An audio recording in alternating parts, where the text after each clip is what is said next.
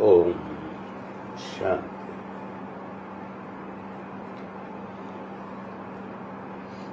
The Guru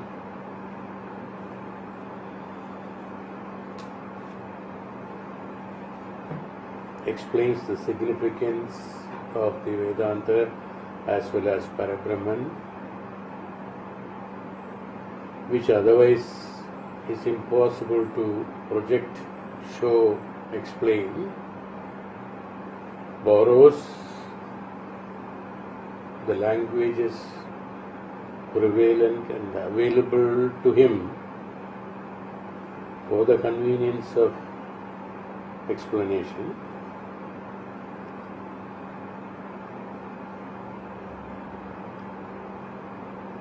which you cannot compare with the knowledge that you have, the dictionary, what they call as dictionary of yours. Everyone has got his own dictionary.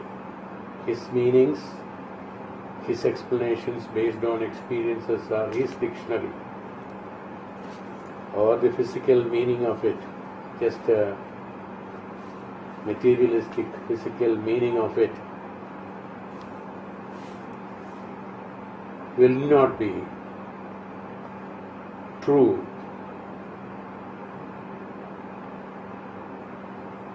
So therefore,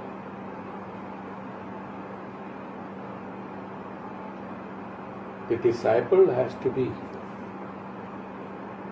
in a position to rise above, travel beyond, for digesting them. This is what we have spoken last class. I am just giving an overlap to that. Digesting them, it can be digested only if it is exactly as it has been told to you, not as you have understood. There is a difference. As it has been told, as it has been expressed, told in the sense as I told you in last class also, I remind again, maybe number of times I may be repeating certain things which I feel it is necessary, or even Upanishad says that.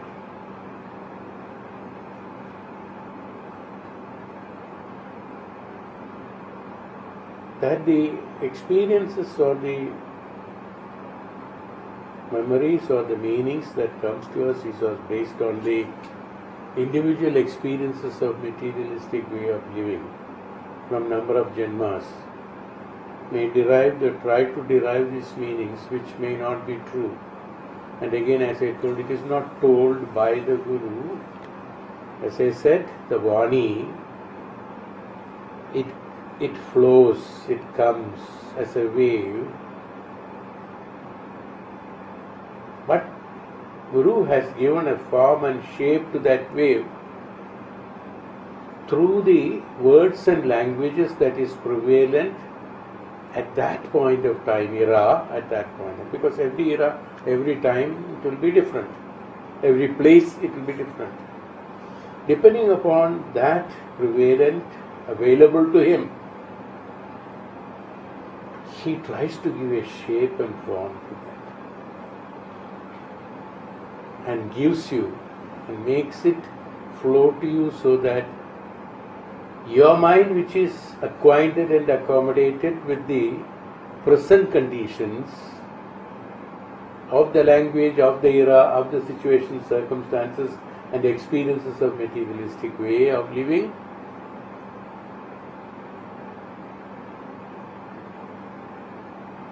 takes you to understand that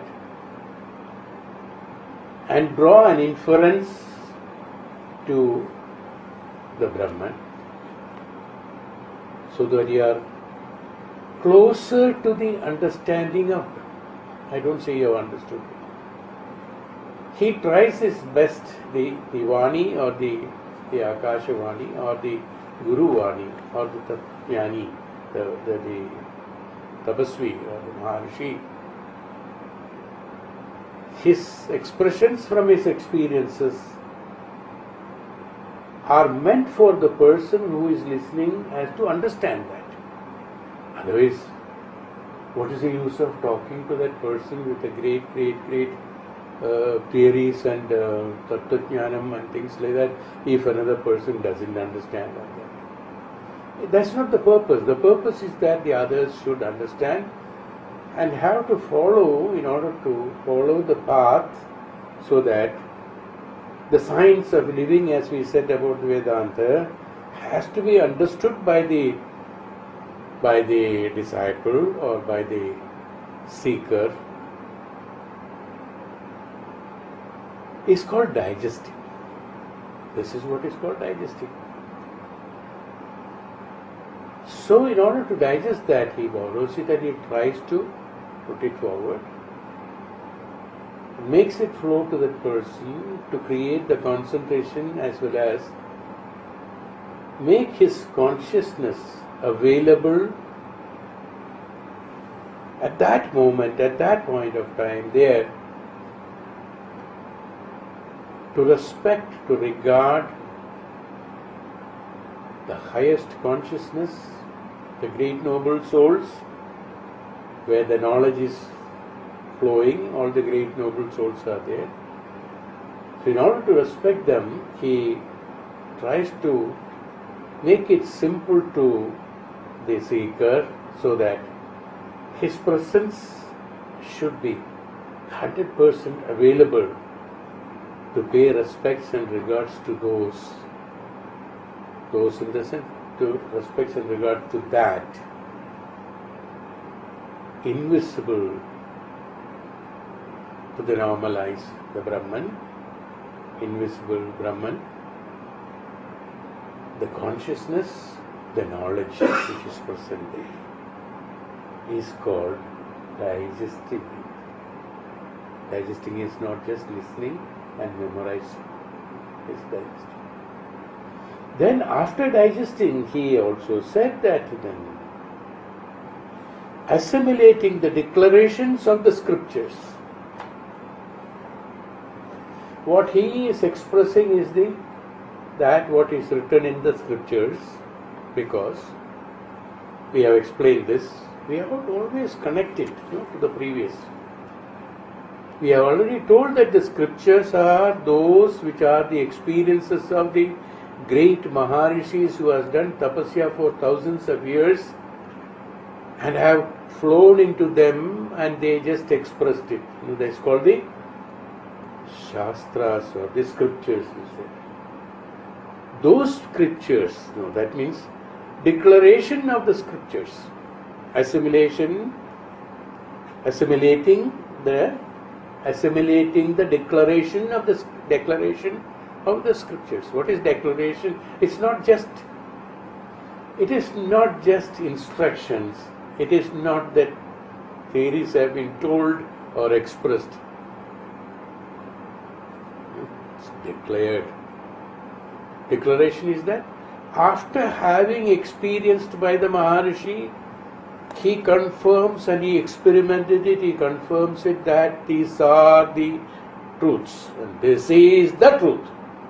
Nothing other than is the truth is called declaration. I declare means what? Nothing against that. There is no paryaya for that, there is no opposition for that. There is no discussion on that after that. There is nothing, because he confirms a declaration of the scriptures can be done only by those great people like Adi Sankaracharya who have experienced them and experimented them, established them, and convictions, they are convictions, established factors or convictions. And that is being expressed and assimilating that. Now, yes, I am not. Adi Shankara said that. Assimilating the declaration of the scriptures. It is as has been experienced by the Maharishis. Scriptures are the experiences of Maharishis. as has been experienced by the Maharishis and Tapasvis and Jnanis and Gurus, experimented and expressed, declared that this only alone is the truth, none other than is the truth, has to be assimilated by the seeker or by the disciple, is what it says. This assimilation requires what then? In order to assimilate this ultimate, that has to be ultimate. He is taking you to the ultimate first, and then only bringing steps and moves. That you cannot just simply understand it by languages and by dictionary and by translating it and by hearting it or by just listening it or by dreaming them. No. As has been experienced, I repeat again,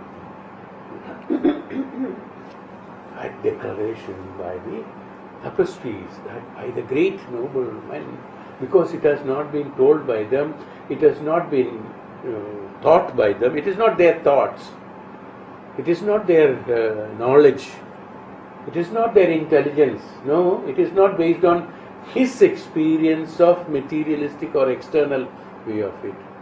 They have flown into his antaratma, and antakarana have experienced them directly from the Brahman and have declared that these are the truth. None other than is the truth has to be assimilated. In order to assimilate, one should have the capability of assimilating that Brahman, that truth in him. For that assimilation, putting them, not only just putting in order, as I told last time, putting it in order, putting it in the truth. After assimilating them, there cannot be number of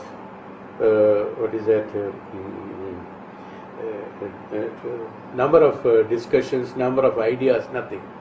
After assimilating them, what it becomes? It becomes one, which establishes, which brings the conviction. Ekam Brahmaha Vipra Bh.Aadi Vadanti. Ekam Satyaha Vipraha Vipra Bh.Aadi Vadanti. This is assimilation. Not understanding the meaning, using them for the daily life or scriptures or executing karma, they are all there. It's not that it is not there, it is meant for that actually. But assimilating doesn't mean that only that experience. Is that establishing or conviction of Ekam Satyaha Vipra Bh.Aadi Vadanti. Even that Satyam, again, even that Brahman, I am utilizing also that Brahman into various methods and various ways in order to execute my karma, but at last to establish, to bring to the conviction that this is the one knowledge, Ekam, Advaita. From all the Anekam, I assimilate them into the Advaita Siddhanta. It's called the assimilation of it. It's not simply Jhadu Lagake, Jama Karna. It's not meaning of assimilation. And that Jhadu, what should be that? Yama Niyama Asana Pranayama Sat Shaksa Yama Niyama Asana Pranayama Pratyahara Dharana Sadhanam Adi Samadhi Adi Gunas. Through that one has to attain that discipline. Why? Because the mind which is listening, the Indriyas and mind and the intellect are listening to them, they will always try to contribute their existence. They will always exhibit their prominence among the truth, saying that I am also there. I don't want them. Huh? The mind and the intellect and the Indriyas have to be kept outside the door for providing the information up to the doorstep. Inside the door, I assimilate. So they will they will prompt and they will show their prominence, they will show their existence, and they would like to show up themselves in between and mix along with the declaration of the scriptures. It should not be allowed. How you can restrict them not entering their own periphery of area? It is their own. They can also travel there always. How to drive them out? How to restrict them? Because they are all there. For that only he said, these Shat Sampatis and keeping them away, non-attachment means Raga Dvesha, from the absolutely abstaining from the Raga Dvesha-Aadi. Abstaining from that so that they are not influenced by those ragas. Attachment. Raga means, raga is what? Attachment and attractions are raga. Dvesha is likes and dislikes, both are dvesha.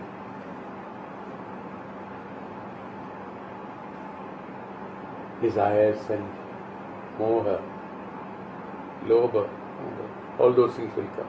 Kama, krodha, lobha, moha, mada, matsarya, all those will come. To keep away from that, Yamaniyama asana, Yamaniyama has to be, Yamaniyama adi has to be practiced so that they can keep them away. That is the sweeping, or that is the tool for restricting the interference of the mind and intellect into the declarations of the scriptures.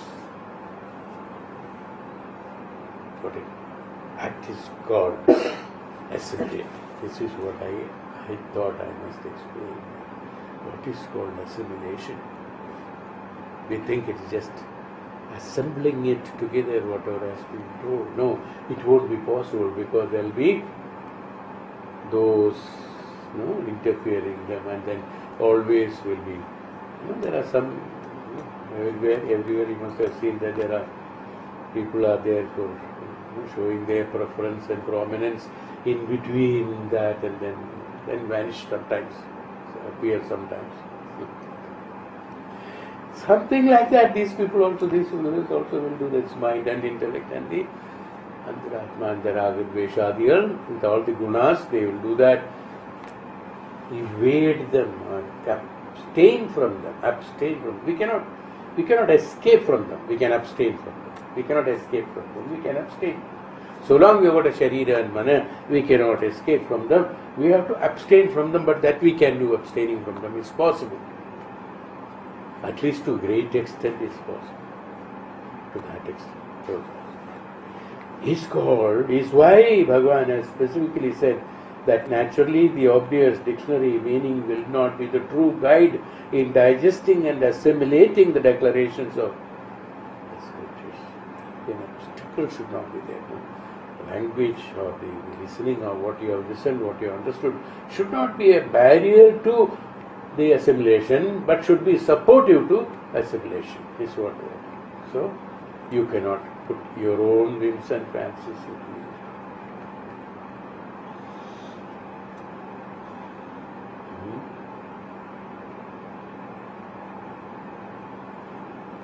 Old days, yes, something comes to my mind. I used to experience it as well. When we have wells, to draw water in villages, we all had experienced that. Probably people who have lived in cities, they might not have had the opportunity of experience. But there will be one bucket, or those days buckets were very, very rare. Those ghadas or things like that used to be there. Buckets came much later, I think. So the rope is tied on that neck of that gada, so that to hold on. It is like this, so that the rope will not slip and come out. It just got a curve like that. So it is tied up like that, And that is kept there with a rope and tied and kept there. You cannot put your, maybe whatever sophisticated burtan you will bring for taking the water away from there, you cannot put that. You have to use that only to draw the water and pour it into yours and bring it like that. This is what is to be done here. You cannot bring yours into the well. No, the well water is clean. That will get the mixture of yours, the one you claim to be clean.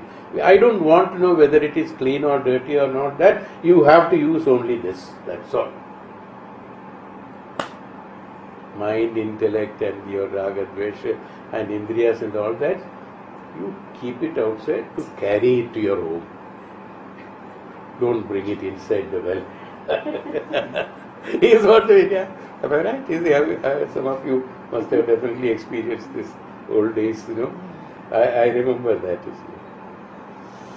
So, that is called assimilation. See how important is each and every step of studies of, the scriptures in Vedanta, so that it's not difficult, Don't think that, is it hard? No. These are facilities for us to make us ourselves understand, tone it up towards that, and so that we can get the right direction of it. Not to make it difficult. Some people say, oh, they are very, very tough to learn all these things. Yeah. Good things are always tough to learn, yes. Not easily available. But God has given you that faculty, God has given you that infrastructure. God has given you that in order. That's why the human only can understand all this.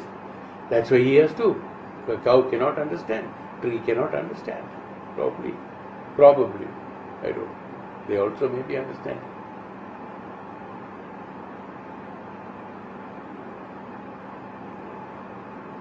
So, the importance of why establishing is not that by hearting this, whatever I have told.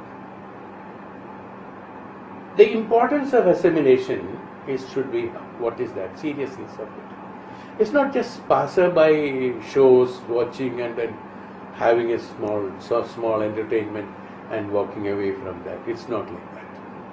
That's what one has to understand. That's why the mind has to be made understood, has to be made serious. That's why tapasya is necessary, ashtanga is necessary, yamaniyamadi is necessary, ragadvesha, the attachments have to be away from that, and meditation is necessary. For all that you have to have upasana and the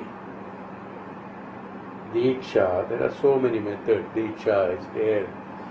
These are all tools, Diksha is there. Shravana is there, Manana is there, Diksha is there. And Gurukula Vasa, those days they said that no, you cannot go out because you will have the mixture of that and this. No, just isolate yourself only to this so that you will be day and night, you will be in that environment, in that knowledge. How beautiful it is, because when the Guru is staying there, the knowledge is prevalent in all that area. He lives when he sleeps, when he is eating, when he is bathing, when he is playing. Also, he is indulged, he is sunk into that knowledge. Every moment it is penetrating into him. And the Guru, it's not that he gives the lectures all the time, morning, evening, there are certain times. Other times he does his dhyanam. He tells you what you are supposed to do. But even though he tells you what you are supposed to do, he knows where you are and what you are taking in. So you are automatically taking in whatever tapasya he is doing, you are getting the benefit of it. You are getting it. That's why it was easy for them to absorb in 15 years, 16 years time. They qualify themselves and they come out. Somebody becomes Acharya, somebody becomes a king, somebody becomes a whatever it is, Rishi, somebody Tapasvi, somebody, depending upon their capability of development and karmas, they divide themselves into that. That's how it is. The golden key by which the scriptures are opened. He is coming. How the scriptures are opened. golden key of the scriptures are opened and its divine knowledge brought out is found in the scriptures like books of Vedanta, things like that. Even Atmabodha also is included there. Exhaustively the categories in the Vedanta which explains exhaustively the categories in Vedanta. Such volumes are known where these categories are exhaustively explained. Those granths are known as Prakarana Grantha. These are Prakarana Grantha. Knowledge is available in two ways. In books found in two types of records. One is that those, here what he writes is that, one is that textbooks of science explaining the theory and technique are known as Shastras. Theory and technique is known as Shastras. What is that? Shastra.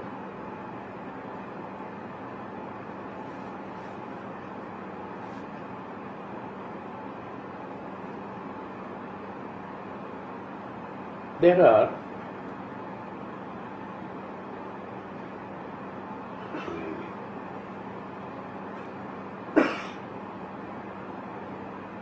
what do you call it for history?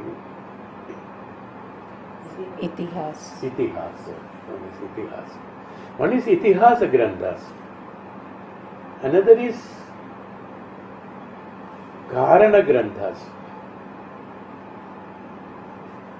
And the other one is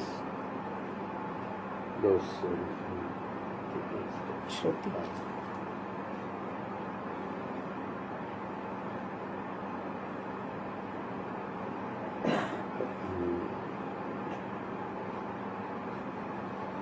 Other granthas are which is explaining the Shruti and Smriti. They are not, Shruti is not Grantha.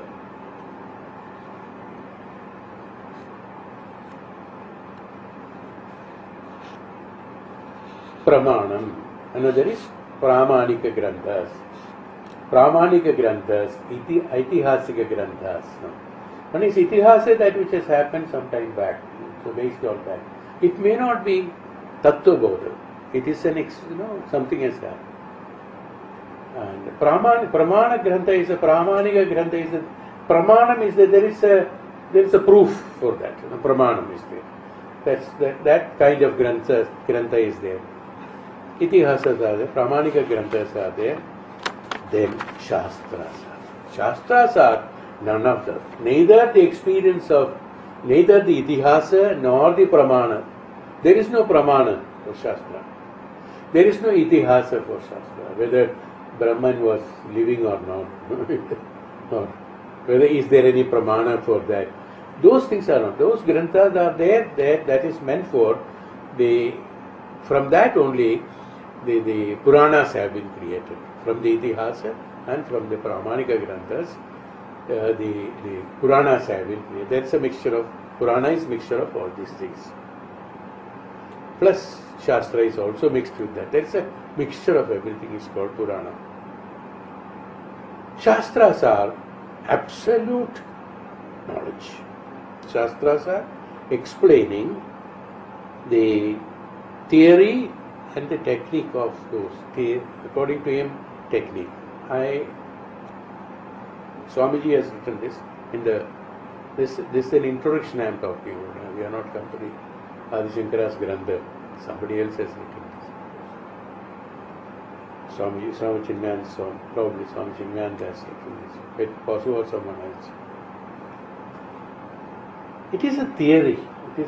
Means Tattva, principle is called Shastra.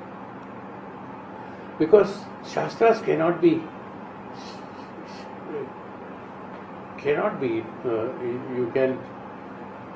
you cannot defy that, you cannot debate. Debates means discussions can be there. You cannot deny them. You have to establish them. All the debates are only to establish the Shastras. Ashtavakra had a debate with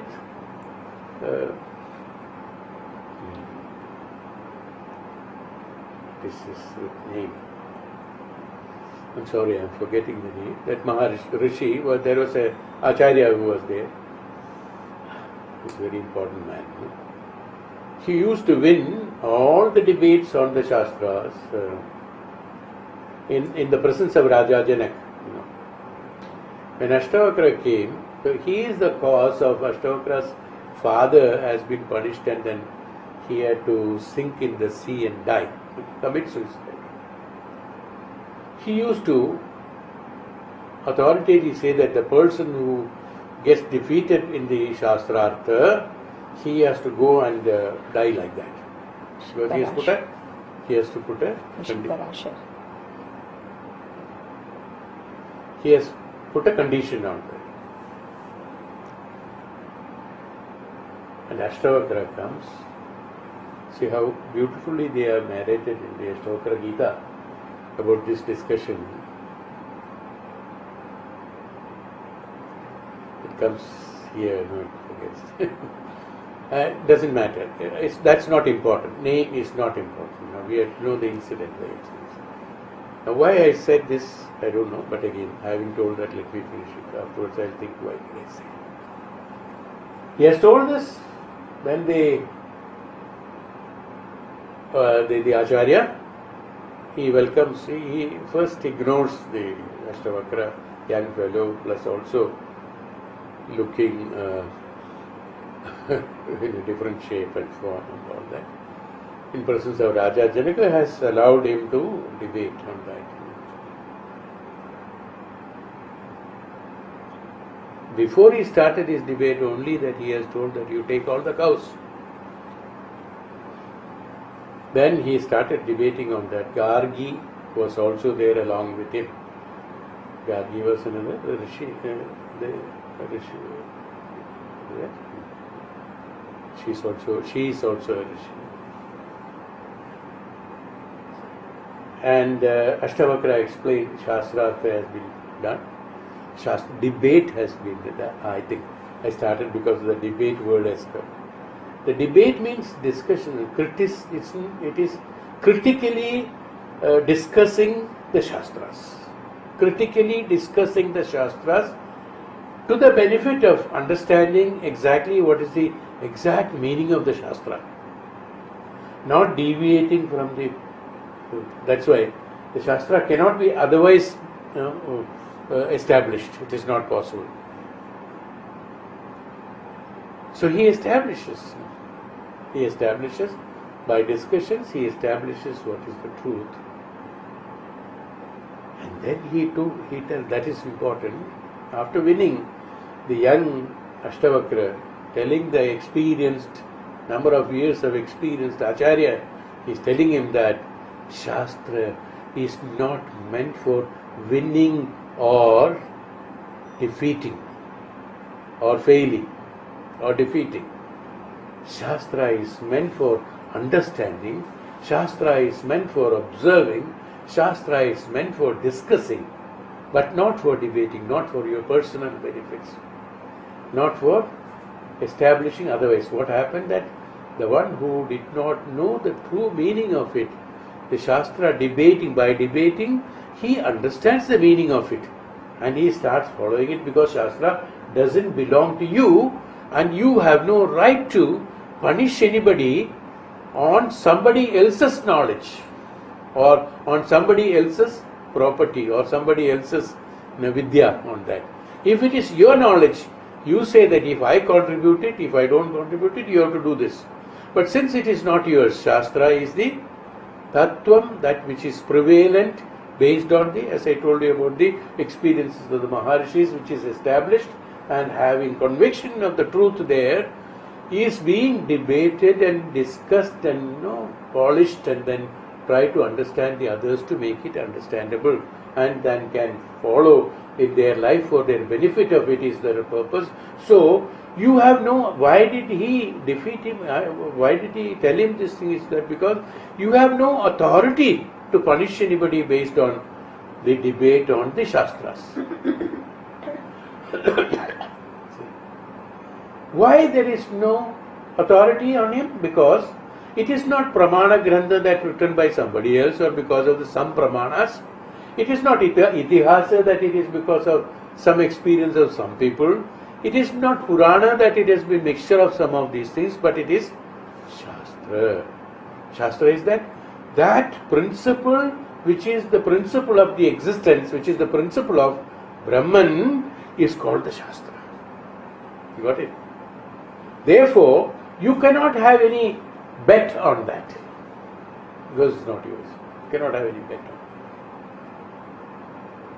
You cannot use it for that purpose. Is why he tells about, he said that establishing and making him conscious that, then he asks, now I will go and commit suicide as per the norms. He said, who are you?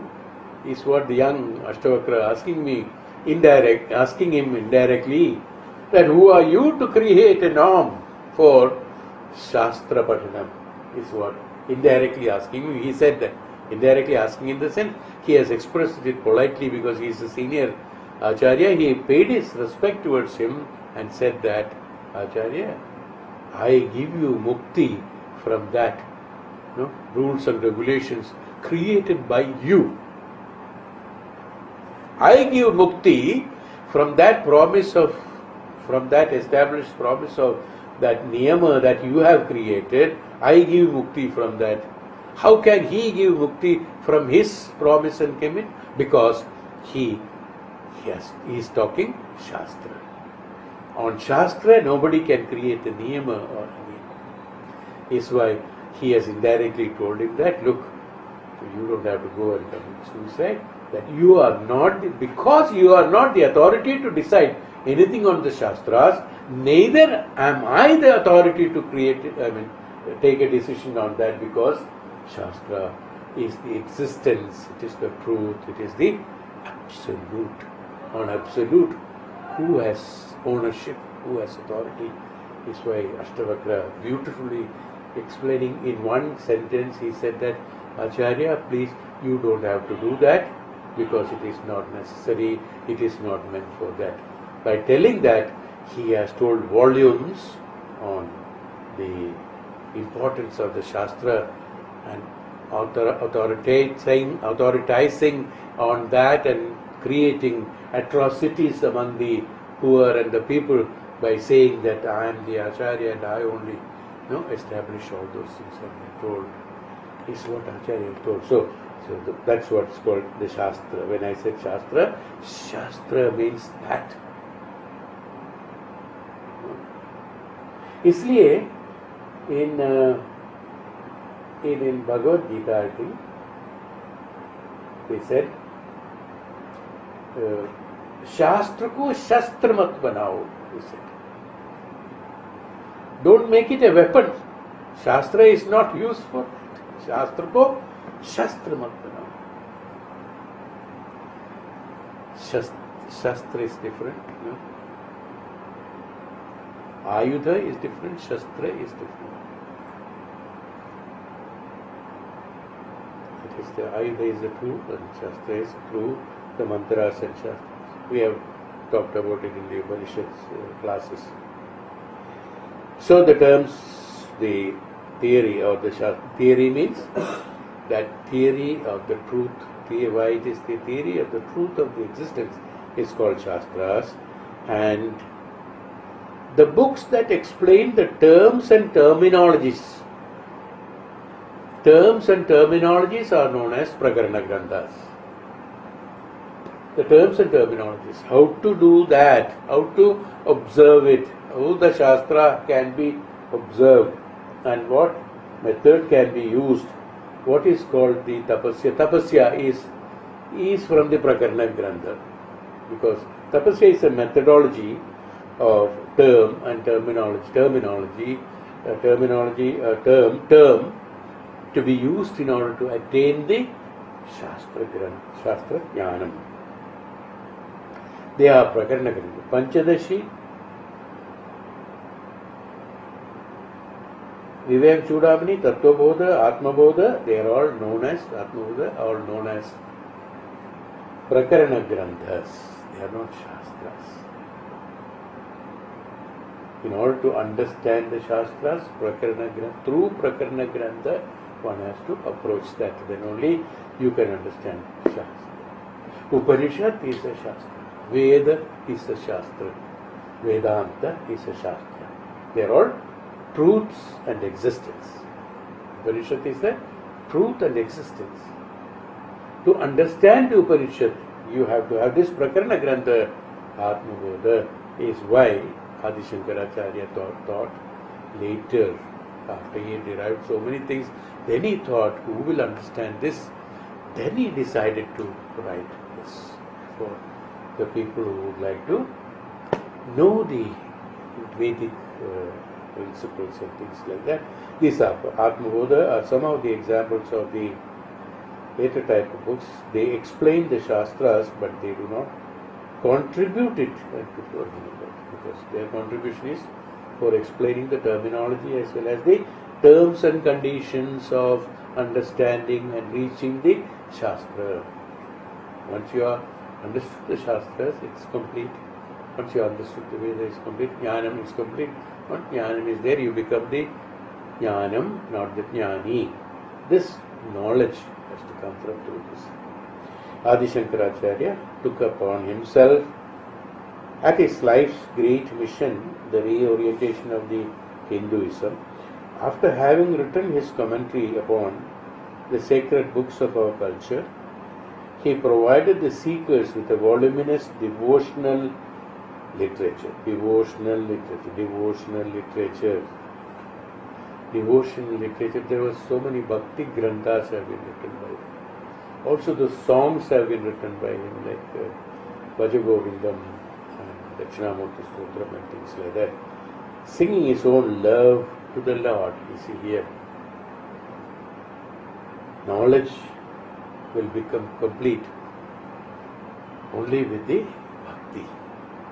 Because bhakti will help you to concentrate on the Advaita Siddhanta more than anything else easily. Than through the studies.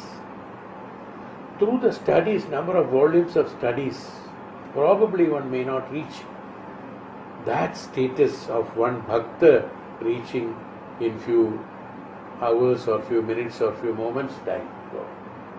He can reach that stage. In the bhakti, what happens? In bhakti, again, bhakti, qualifying the bhakti is that Nishkama bhakti. Without any attachment to anything else, it's Nishkama. There is Nishkama in the sense, personal desires are not there. You and me are one. It's called the true bhakti. That's all. Finish. Advaita. So, assimilation ho gaya. One. Assimilation ho gaya na. One. There is no Dvaitam. There is no Anekam. There is only one. Hey Bhagavan. Once you call, you do not know anything, only that you see, you experience, you feel only the Bhagavan. That is the strength of the bhakti. You see. But one has to reach there. That there is no difference between A and B and Bhagavan. I have told you about stories of names are a problem for me.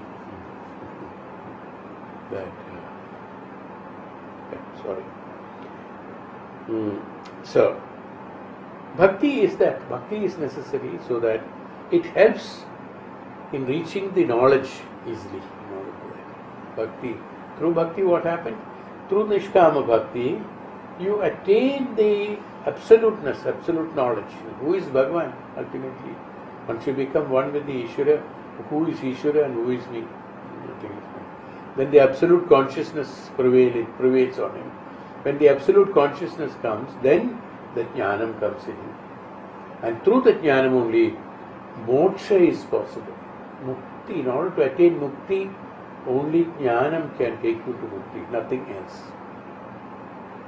Bhakti is the closest to the jnana, because it's almost the same. The Siddhanta of bringing Advaita Siddhanta into the principles of our Antaratma, Bhakti will help quite a lot. It's why Bhagavan has said that singing his own love of the Lord. He did establish a lot of Adi. We all seen, we all know about the story of it. He has established so many temples, so many worship places and things like that, so that people can worship. Through worship they can reach towards the jnanam. Is why he established it. He wanted to, that's all comes under the Prakarana Grantha. They will all follow in the Prakarana. He did not write alone, he also acted upon that. So he physically established temples from Himalayas to Kanyakumari and the Kashmir to Maharashtra. Everywhere he has established the temple, especially the four corners of the Shankaracharya Mutt has been created. So 4 dhams have been created. 4 dham has been created by him.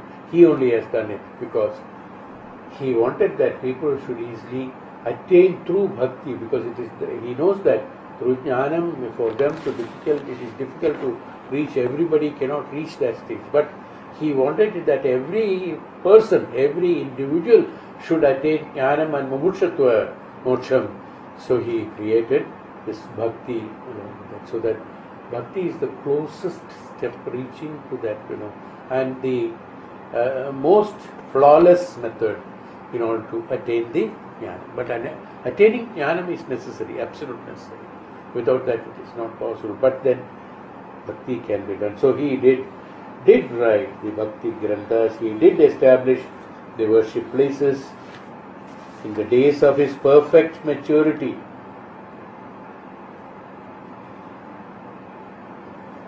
At the age of 30s, 32 he passed away. At the age of 32. So the perfect maturity was 13, 14, 15 years, 16 years. That was the perfect maturity. What is maturity again?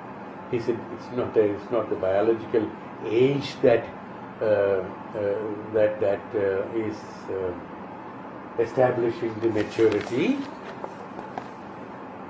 Now we have to say that. What is that maturity? Maturity means what? Jnana vruddha, not vayo vruddha. By age one becomes old, is vayo vruddha. The other is a jnana vruddha. He took up his pen to write the introduction, introducing the theme of Vedanta for the, he has written, introducing the theme of Vedanta for the infants in the spiritual world. As I told you, the Jnana Vruddhan, the others are, when he is Jnana Vruddha, the others are infants.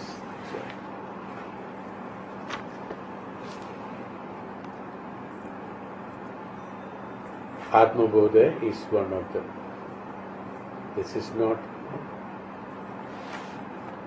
Every one of them is called from the garden of the Upanishads, strung together on the cord of his poetry, interspersed with his exquisite similes. This wonderful garland, so offered by Adi Sankaracharya to adorn Mother Shruti, is Atmabodha. This is what is Atmabodha, which is the bits and bits collected from various points for the people who are walking in the path of the spirituality, to make it easier for them to show them the path, this wonderful Grantha will help. Oh, Shanti, what is that? One switched off. Not charged properly, that's why.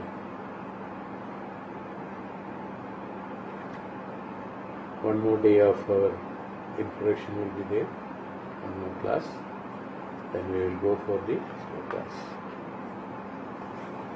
Oh, Shanti.